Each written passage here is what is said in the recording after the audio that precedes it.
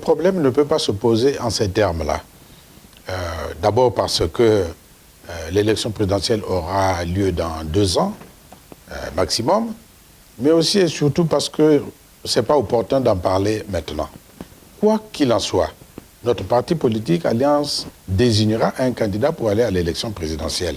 Ça peut être n'importe quel autre compagnon, ça peut être un militant de la base qui est doué et qui est capable de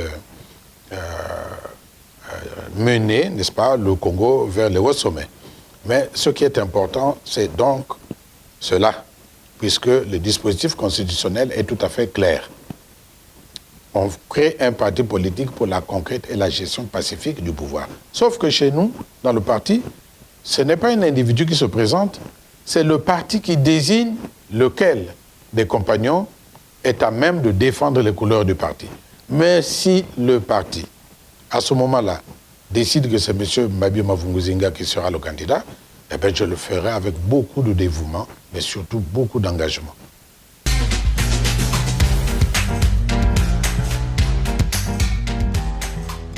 Le peuple congolais vit dans une précarité absolue.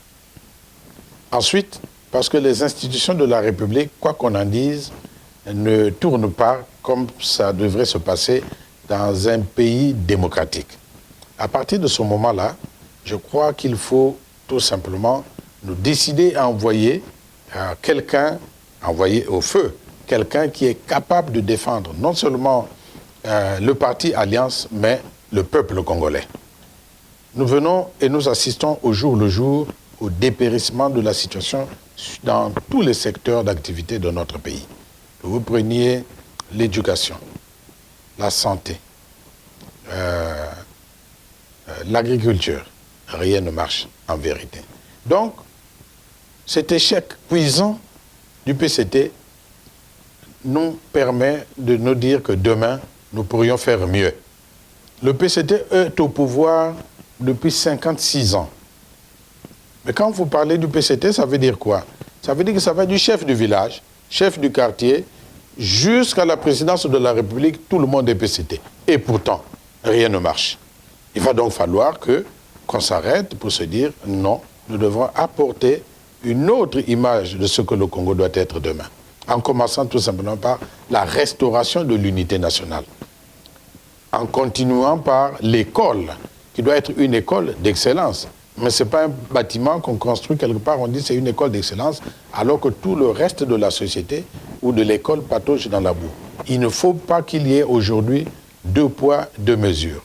Si nous voulons transformer ce pays, il ne faut pas que les enfants des uns apparaissent comme des pépites d'or par rapport à l'ensemble de la jeunesse qui patauge dans la boue. Mais nous avons beaucoup de choses à dire en ce qui concerne notre motivation. Le parti est déjà en train de travailler par les séminaires de formation, par les causeries citoyennes, pour rassembler un certain nombre d'éléments qui nous permettent de porter le peuple congolais demain matin.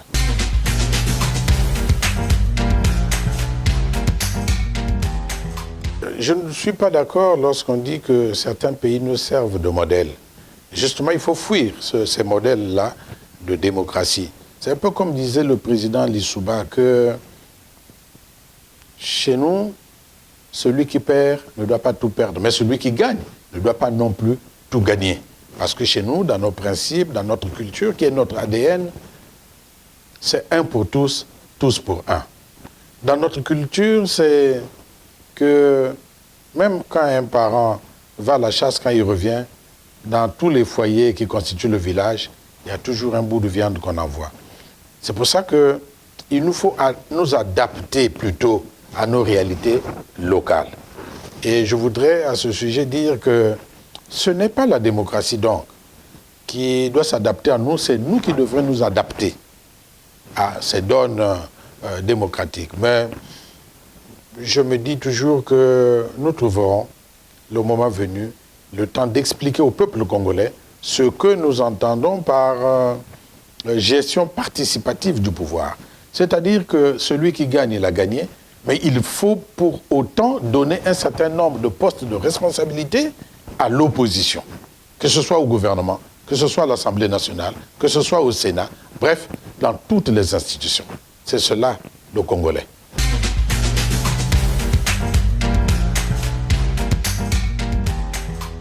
Je ne sais pas ce que vous voulez dire par la morale, mais après 1001 réflexions, je me suis rendu compte que le Congo a une véritable élite intellectuelle. Mais l'absence d'élite morale est tout à fait mortelle. Regardez un peu tout ce qui se passe sur l'ensemble du territoire national. Regardez un peu quels sont les agissements de nos gouvernants. Et vous vous rendrez compte que ce sont les mêmes en vérité. Blanc bonnet, bonnet blanc. Aujourd'hui au pouvoir, demain dans l'opposition. Mais une fois qu'ils arrivent, surtout dans l'opposition, ils deviennent même plus méchants envers ceux qui sont restés au pouvoir. Peut-être juste le temps d'être un peu aigri et tout. Ce n'est pas cela. Ce n'est pas de cette manière que nous devons diriger le pays. Il faut d'abord savoir que lorsqu'on commande, lorsqu'on dirige un pays, on est soi-même une preuve de bonne moralité. On est soi-même obligé de porter le sacerdoce des valeurs.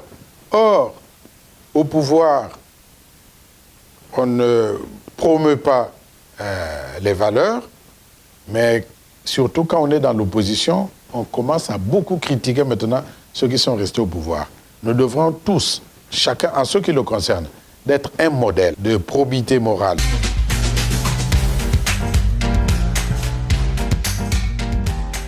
J'ai un message à faire passer aux Congolais. Je voudrais leur dire à toutes ces femmes qui souffrent et qui dorment à même le sol, parfois dans les marchés, ces femmes-là que nous appelons communément les Yalangoto. Je voudrais dire aux jeunes, vieux, qui souffrent de chômage chronique, je voudrais dire aux retraités qui sont en réalité des maltraités sans pension, je voudrais dire à tous ceux-là que chaque peuple n'a que les dirigeants qu'il mérite. Et donc, il faut qu'ils soient comme moi, qu'ils soient indignés et qu'ils s'engagent. L'engagement veut dire que nous devrons trouver des solutions pour nous sortir de cette situation. Je voudrais leur dire que les 2000 francs qu'ils prennent pendant les meetings ne suffisent pas pour régler tous leurs problèmes. Parce qu'en effet, nos hôpitaux devenus des mouroirs, mais nos écoles ne sont que des endroits où les enfants vont passer du temps pour ne pas trop embêter les parents à la maison. Je voudrais leur dire que lorsque le courant, employons l'expression, part dans un quartier, il ne choisit pas le fanatique du PCT qui est à côté ou le militant de tel ou tel autre parti qui est aussi à côté. Non, le courant est devenu bitine-bitine, c'est-à-dire morceau-morceau. Même votre voisin d'à côté peut avoir le courant, tandis que vous ne l'avez pas. Alors tout ça, il faut qu'on dise au PCT qu'après 56 ans de pouvoir, il faut s'arrêter. Il faut qu'ils aient l'humilité de revenir vers nous pour nous dire, chers amis, nous avons fait fausse route. Le moment est venu, devrais-je dire aux Congolais. Et il est déjà venu où nous devons passer de l'étape de l'indignation à celle de l'engagement. Un engagement responsable, un engagement collectif et individuel. Il faut donc que le peuple sache qu'il y a des rendez-vous qu'on ne peut pas manquer. 2026, ce sera un rendez-vous, mais surtout un défi que le peuple congolais se doit de relever. Là, à ce moment-là, il n'y aura pas de PCT, il n'y aura plus d'alliance. Ce seront les Congolais, tous unis, qui veulent changer les choses. Et nous les changerons ensemble.